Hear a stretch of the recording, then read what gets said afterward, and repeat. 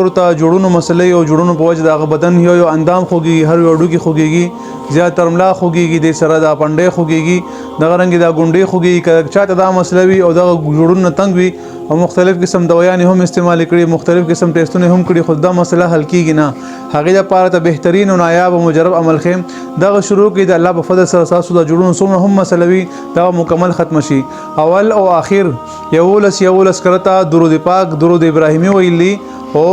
152 में करता मतलब आता कम 200 करता دا حسبنا الله ونعم الوکیل نعم المولا ونعم النصير دا ویلی بلاسونو د مول لاسونو ټول بدن باندې خراخ کله څنګه سره باندې صابون مګي یا سمګي د ځان باندې د خو مګي بدن د ټول بدن باندې خو مطمئن شي او بیا په بدن باندې چوف کی او په دې او به هم دم کې هغه بد اسکی دا عمل شروع کې ان شاء الله ورځ دا عمل تاسو یو لسو لګاتار وکي تاسو بدن کې سونه هم د جوړونو مسلې یا تاسو بدن کې سونه هم دردونو مسلې د الله په فضل تاسو مسله ختم شي دا عمل خوښ شو مخکې ملګرو سره هم شریک الله تعالی مو تاسو نه دشي السلام علیکم ورحمت الله وبرکاته